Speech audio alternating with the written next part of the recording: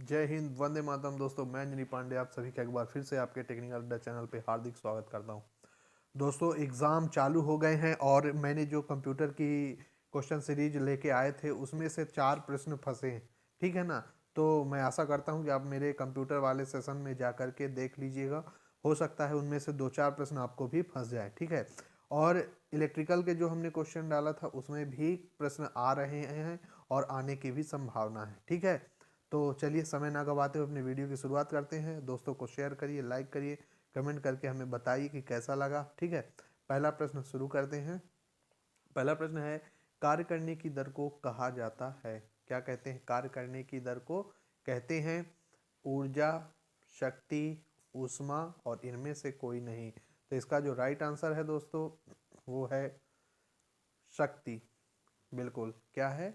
शक्ति। कार्य करने की दर को शक्ति कहते हैं। और इलेक्ट्रिकल में शक्ति दो तरह से होती है, एक मैकेनिकल शक्ति होती है और एक होती है इलेक्ट्रिकल शक्ति। मैकेनिकल शक्ति को एचपी में नापते हैं और इलेक्ट्रिकल शक्ति को किस में? वाट में। ठीक है ना? ये ध्यान रखें। नेक्स्ट प्रश्न है, विद्युत है। विद्युत क्या है? एक प्रकार का बल है, एक प्रकार की ऊर्जा है ना? एक प्रकार का बल है और एक प्रकार की ऊर्जा है, एक प्रकार का प्रकाश है, उपरोक्त में सभी। तो इसका जो राइट आंसर है एक प्रकार की ऊर्जा है। विद्युत क्या है? एक प्रकार की एनर्जी है। ठीक है, नेक्स्ट प्रश्न है, किसी विद्युत परिपथ में विद्युत धारा प्रवाहित होती है। किसी विद्युत परिपथ में विद्युत धारा प्रवाहित होती है विभवांतर के कारण, समान विभव के कारण, उपरोक्त दोनों या समान आवेश के कारण। तो विद्युत धारा का प्रवाह विभवांतर की वजह से होता है। दो विभव के बीच जो अंतर होता है उसको क्या बोलते हैं? विभवांतर बोलते हैं और इसकी इकाई वोल्ट होती है। ठीक, नेक्स्ट प्रश्न है, विद्युत मोटर विद्युत धारा के किस प्रभाव पर कार्य करती है? विद्युत मोटर विद्युत धारा के किस प्रभाव पर कार्य करती है? ध्यान रखिए, उसमें प्रभाव पर हीटर वगैरह, जो हीटर आता है ना, जो गर्म करने वाली हीटर हो गया, गीजर हो गया, ये सब विद्युत ऊष्मा के प्रभाव पर कार्य करती है। प्रकाशी प्रभाव पर फोटो डायोड जो होता है प्रकाशी प्रभाव पर कार्य करता है। इसका जो राइट आंसर है ऑप्शन नंबर सी, चुंबकीय प्रभाव पर। ठीक है, विद्युत मोटर मैग्नेटिक, आप जानते हैं कि वाइंडिंग की हुई होती है और जैसे इसको विद्युत धारा दी जाती है तो इसको चारों चुंबकीय क्षेत्र पैदा हो जाता है और हमारी मोटर जो है विद्युत धारा के चुंबकीय प्रभाव पर कार्य करती है। और रासायनिक प्रभाव पर क्या काम करता है दोस्तों? तो रासायनिक प्रभाव पर हमारा बैटरी काम करती है। क्या? बैटरी। ठीक है, नेक्स्ट प्रश्न है, निम्न में से विद्युत धारा के ऊष्मीय प्रभाव का उदाहरण है। विद्युत धारा का ऊष्मीय प्रभाव, विद्युत पंखा, विद्युत मोटर या विद्युत बैटरी और विद्युत हीटर। जो ऊष्मीय प्रभाव है वो है विद्युत हीटर, अभी मैंने बताया भी था, जिसमें हीट पैदा होती है वो ऊष्मीय प्रभाव पर है। रासायनिक प्रभाव पर जो बैटरी होती है वो रासायनिक प्रभाव पर, मोटर जो है चुंबकीय प्रभाव पर, विद्युत पंखा चुंबकीय प्रभाव पर। ठीक है, नेक्स्ट प्रश्न है, विद्युत शक्ति का मान किस इनके तुल्य होता है? विद्युत शक्ति का मान इनके तुल्य होता है, धारा बटे वोल्टेज। देखिए एक चीज ध्यान रखिएगा, एक मैं ये त्रिभुज बना देता हूँ, यहाँ ऊपर वाले में इसको थोड़ा बड़ा बनाता हूँ। ठीक है, एक सेकंड।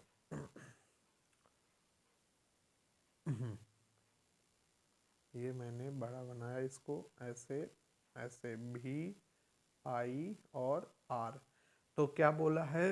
विद्युत शक्ति का मान होता है, तो यहाँ पर भी की जगह आप P लिख दीजिए। क्या लिख दीजिए? P लिख दीजिए और P बराबर I इंटू आर कर दीजिए, है ना? तो मतलब वोल्टेज और धारा के गुणनफल को क्या कहते हैं? शक्ति कहते हैं। नेक्स्ट प्रश्न है, अगला प्रश्न है दोस्तों, कई हफ्तों से डिस्चार्ज अवस्था में रखी हुई लेड एसिड बैटरी को पुनः चार्ज करने के लिए चार्जिंग की कौन सी विधि का उपयोग करते हैं? बहुत समय से कोई लेड एसिड बैटरी रखी हुई है, अब उसको चार्ज करना है, तो आप जानते ही हैं उसका ईएमएफ ख़त्म हो जाएगा। तो आप वहाँ पे कौन सी चार्जिंग विधि अपनाएंगे? जी हाँ, ट्रिकल चार्जिंग इस्तेमाल की जाती है। कौन सी विधि? ट्रिकल चार्जिंग इस्तेमाल की जाती है। नेक्स्ट प्रश्न है, निम्न में से कौन सा दोष लेड एसिड बैटरी के टर्मिनल पर पाया जाता है? ध्यान दीजिएगा, लेड एसिड बैटरी का मान लीजिए ये टर्मिनल है, यहाँ पर कौन सा दोष पाया जाएगा, है ना? तो बकलिंग दोष, बकलिंग दोष, सेडिमेंटेशन, कोरोजन या सल्फेशन। तो ध्यान रखिएगा यहाँ पर जो यहाँ टर्मिनल पे कौन सा दोष होगा, सल्फेशन दोष पाया जाता है। नेक्स्ट प्रश्न है लेड एसिड बैटरी की ऋणात्मक निगेटिव प्लेट बनी होती है। ऋणात्मक निगेटिव प्लेट किसकी बनी होती है, लेड परऑक्साइड, लेड, सल्फ्यूरिक अम्ल या इनमें से कोई नहीं। ध्यान रखिएगा सल्फ्यूरिक अम्ल ये तो भाई क्या है आपका ये क्या है, सल्फ्यूरिक अम्ल हमारा क्या कहलाता है, इलेक्ट्रोलाइट कहलाता है। क्या कहलाता है, इलेक्ट्रोलाइट। और लेड परऑक्साइड की जो प्लेट होती है वो हमारी धनात्मक प्लेट होती है, और लेड की जो प्लेट होती है ऋणात्मक प्लेट होती है, इसीलिए इसका नाम बी ऑप्शन होगा इसका राइट आंसर, लेड का। ठीक है ना, लेड एसिड बैटरी की ऋणात्मक प्लेट किसकी बनी होगी, लेड की बनी होगी। अगला जो प्रश्न है, लेड एसिड बैटरी की धनात्मक पॉजिटिव प्लेट किसकी बनी होती है। तो इसका जो राइट आंसर है दोस्तों, लेड परऑक्साइड की बनी होती, जैसा अभी हमने बताया, और लेड की ऋणात्मक की, और ये हमारा इलेक्ट्रोलाइट कहलाता है ना।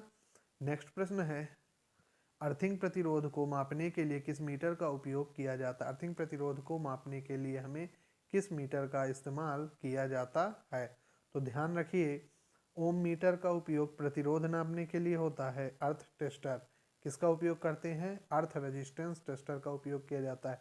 मैगर से भी प्रतिरोध नापते हैं, मगर अर्थिंग प्रतिरोध अर्थ टेस्टर से नापा जाता है। व्हीट स्टोन ब्रिज के माध्यम से अज्ञात प्रतिरोध निकाला जाता है, P/Q बराबर R/S फार्मूला से। अगला जो प्रश्न है, निम्न में से साइकिल प्रति सेकंड किसकी इकाई होती है। साइकिल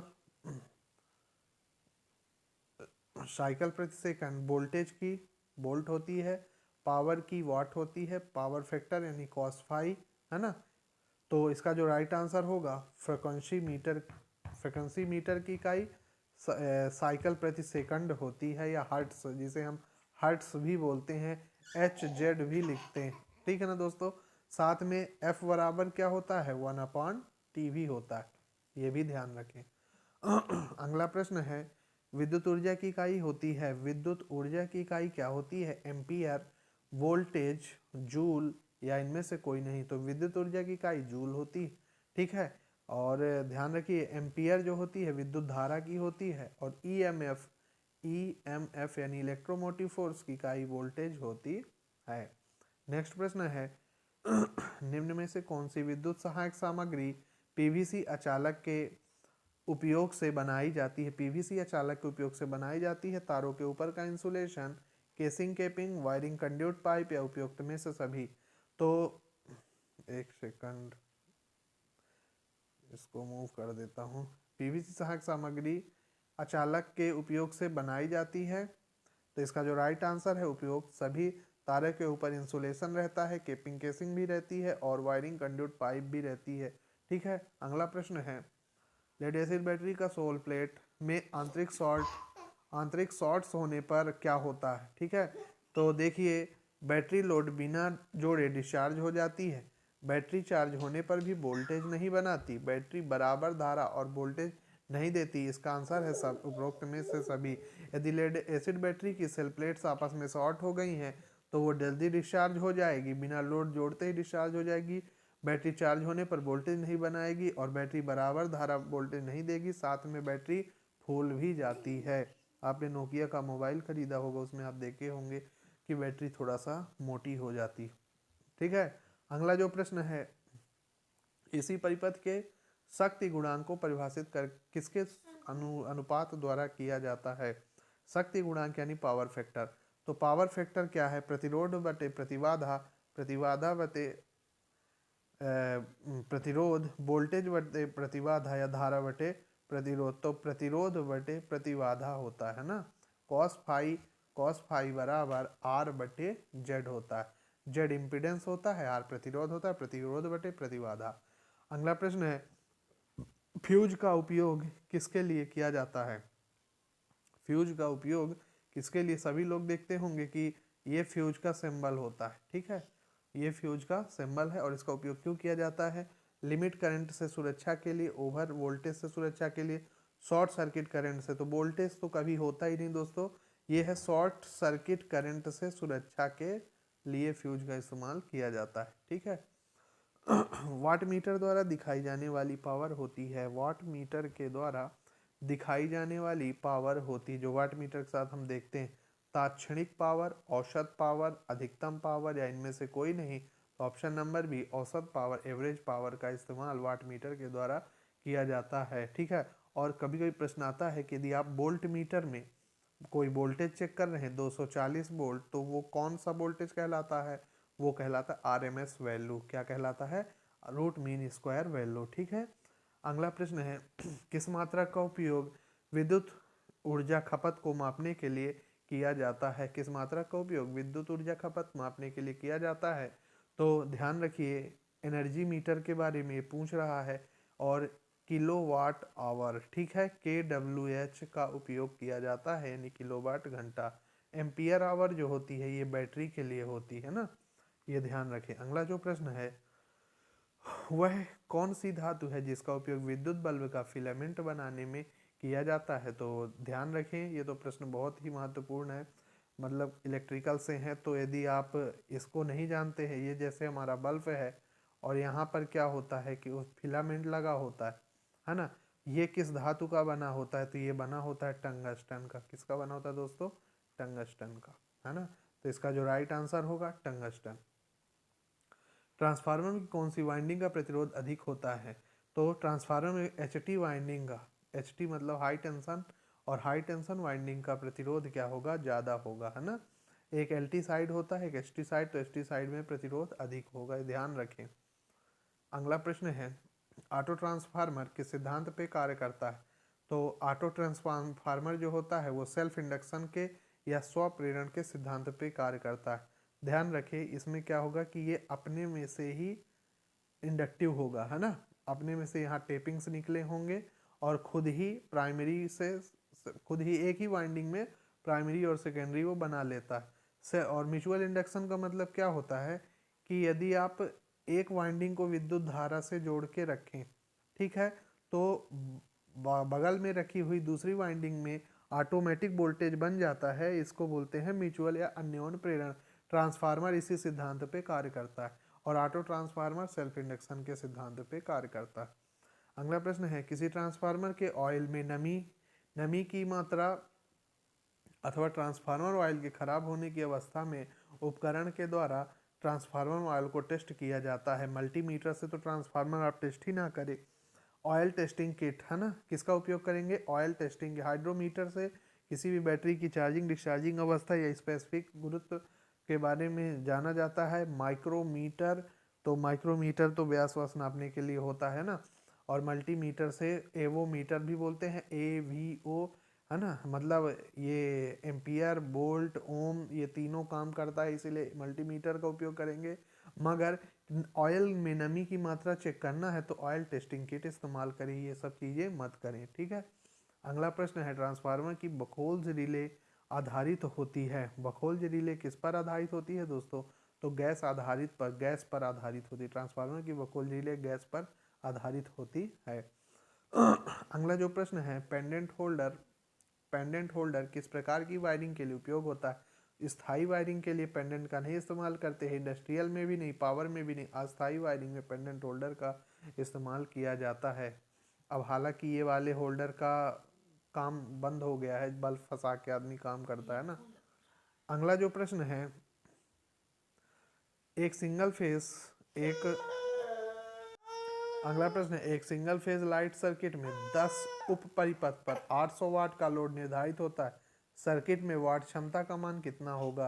तो इसमें देखिए 3000 वाट इसका राइट आंसर होगा। नेक्स्ट प्रश्न है एक सिंगल फेज लाइट सर्किट में 10 उप परिपथ 800 वाट। अच्छा, ये तो हो गया है।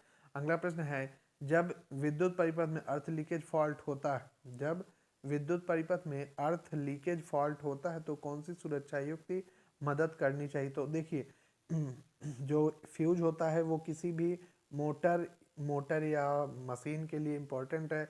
MCB आप घरों में लगा करके अपने मतलब मशीनों की सुरक्षा कर सकते हैं। मिनिएचर सर्किट ब्रेकर इसका फुल फॉर्म होता है।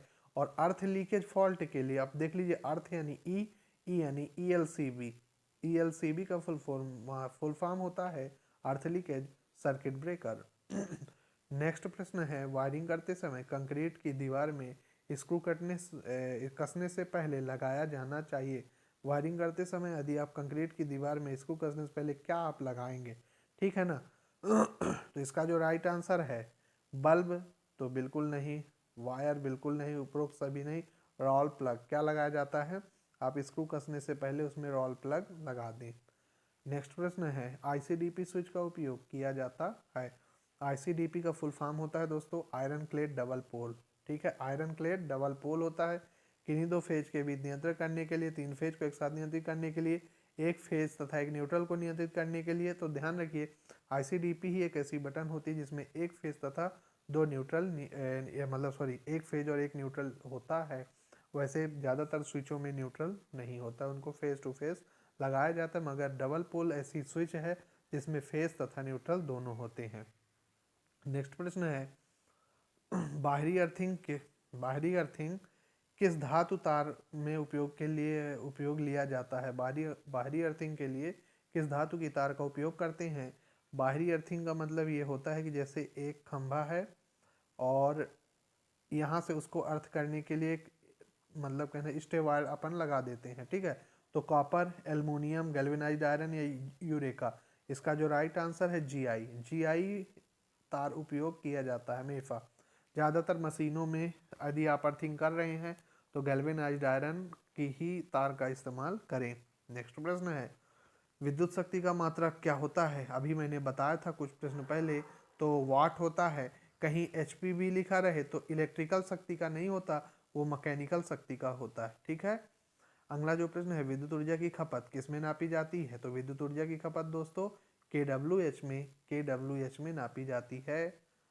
अगला प्रश्न है, घरेलू खाद्य मिक्सर में कौन सी मोटर का इस्तेमाल होता है। तो हमेशा ध्यान रखो, चाहे खाद्य मिक्सर हो, चाहे ग्राइंडर हो, है ना, चाहे ग्राइंडर हो, मिक्सर जो आप लोग किसी चटनी वटनी जो बनाते हैं ना, वो मिक्सर कहलाता है।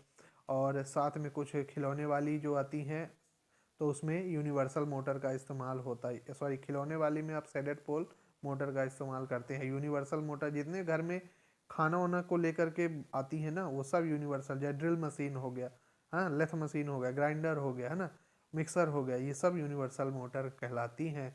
हाँ, स्थाई कैपेसिटर मोटर का इस्तेमाल, जो पंखे होते हैं ना, वो स्थाई कैपेसिटर मोटर का इस्तेमाल होता है। हाँ, और सिंगल फेज इंडक्शन मोटर ज़्यादातर यही मोटर उपयोग होती है। इसके बाद है, विद्युत प्रेस की सोल प्लेट पर किस पदार्थ की परत चढ़ाई जाती है। विद्युत कहना चाहिए यदि आपने प्रेस देखा होगा और प्रेस में एक परत चढ़ाई जाती है, जहाँ क्या होता है कि जब ज़्यादा गर्म होते हैं तो उस दौरान हीट की वजह से आपके कपड़े सिकुड़ सकते हैं, उसमें चपक सकते हैं। इसके लिए एक परत चढ़ाया जाता है उस सोल प्लेट में। जिंक की होती है, गैल्वेनाइज्ड आयरन, क्रोमियम या यूरेका। तो दोस्तों इसका जो राइट आंसर है, क्रोमियम की परत चढ़ा दी जाती है, ठीक। अगला जो प्रश्न है, अच्छा प्रश्न ये भी आता है, विद्युत प्रेस के सिद्धांत पे कार्य करती है। तो विद्युत प्रेस भी ऊष्मा के सिद्धांत पे कार्य करती है, और इसके अंदर जो तार लगाई जाती है वो नाइक्रोम की तार लगी होती है। किसकी, नाइक्रोम की। नाइक्रोम दो धातुओं का मिश्रण होता है, निकिल एंड क्रोमियम का। अगला प्रश्न है, एक घरेलू गीजर जो है उसके अंदर टंकी और बाहरी आवरण के मध्य कौन सा पदार्थ भरा होता है।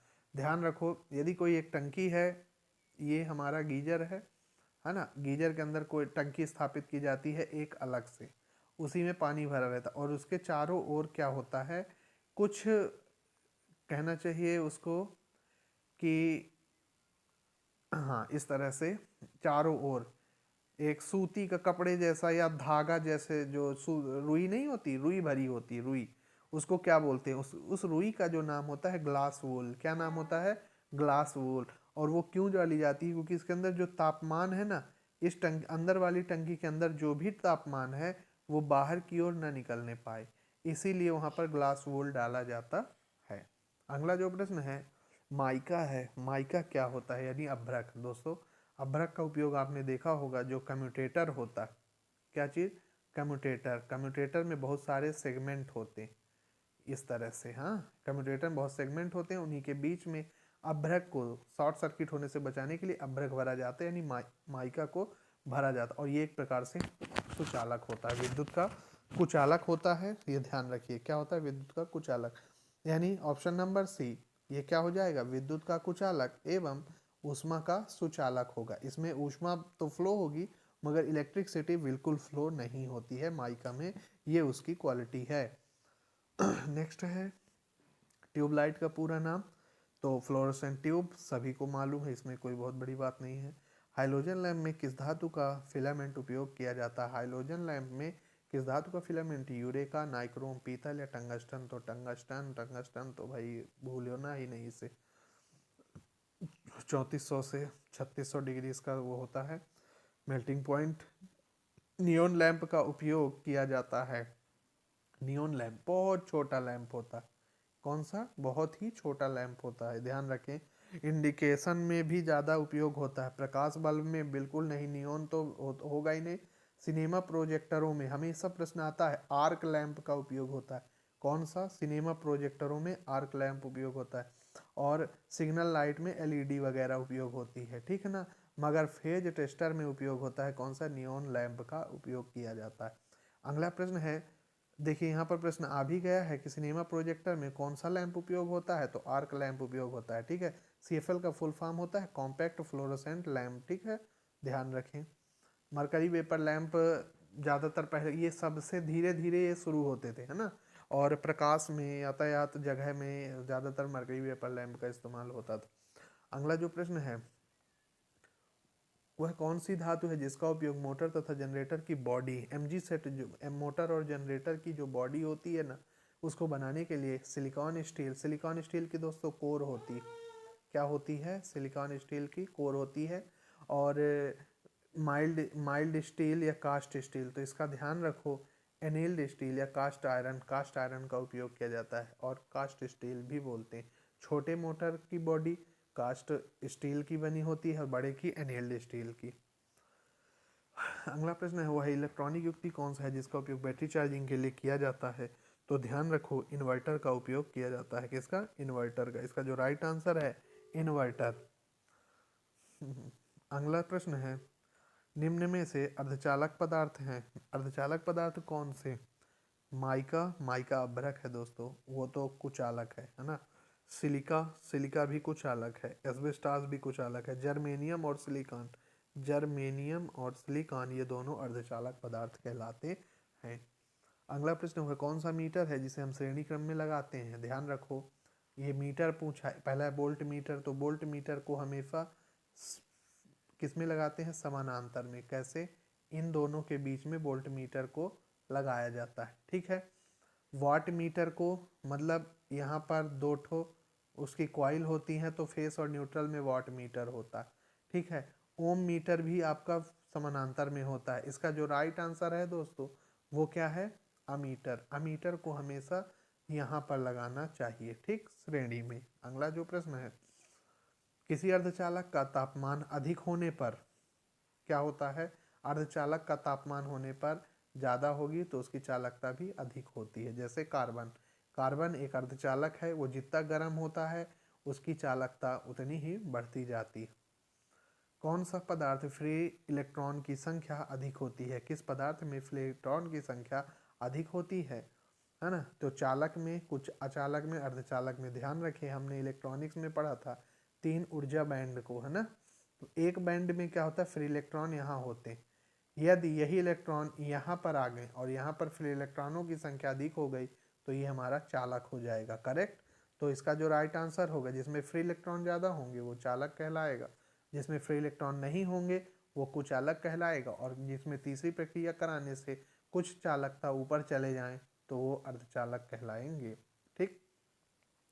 किसी चालक के गर्म होने से प्रतिरोध पर क्या प्रभाव पड़ेगा, चालक में, अर्धचालक में तो देखो प्रतिरोध कम होता है ना, लेकिन चालक में प्रतिरोध अधिक होता है, ये ध्यान रखें। अगला प्रश्न है, जब किसी गर्म धात्विक वस्तु से हाथ जल जाए तो प्राथमिक उपचार हेतु पेटी में किस ट्यूब का इस्तेमाल होता है, एक फर्स्ट एड बॉक्स आता है ना, फर्स्ट एड बॉक्स में हम रुई रखते हैं, पट्टी रखते हैं, एक क्रीम रखते हैं, तो यहाँ पर देखिए बीटाडीन, सेफ्रोलिन या बोरोलिन, तो भैया बोरोलिन का इस्तेमाल किया जाता है।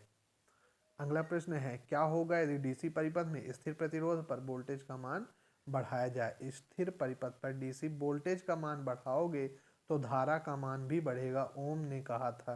तो ऑप्शन नंबर बी इसका राइट आंसर होगा। आज का आखिरी प्रश्न है, किसी मशीन की आउटपुट होती है किलोवाट में, एचपी में, केवीए में या वोल्ट में। तो देखिए, एचपी में मैकेनिकल पावर एचपी में ज्ञात किया जाता है। केवीए ट्रांसफार्मर जो है, ट्रांसफार्मर अल्टरनेटर केवीए में नापा जाता है ना। घरों का लोड जो है किलोवाट में, और इसकी जो एनर्जी मीटर होता है वो KWH में, साथ में वोल्टेज ईएमएफ की इकाई होती है। ठीक है, आशा करता हूँ ये 50 प्रश्न आपके समझ में आए होंगे। दोस्तों को शेयर करें, और हमारे चैनल को नए हैं तो उसको सब्सक्राइब कर दीजिए। आप लाइक करते हैं तो हमें समझ में आता है कि आप काफ़ी एक्टिव हैं और हमारे वीडियो को लगातार देख रहे हैं। अगले वीडियो का इंतज़ार करें, तब तक के लिए धन्यवाद।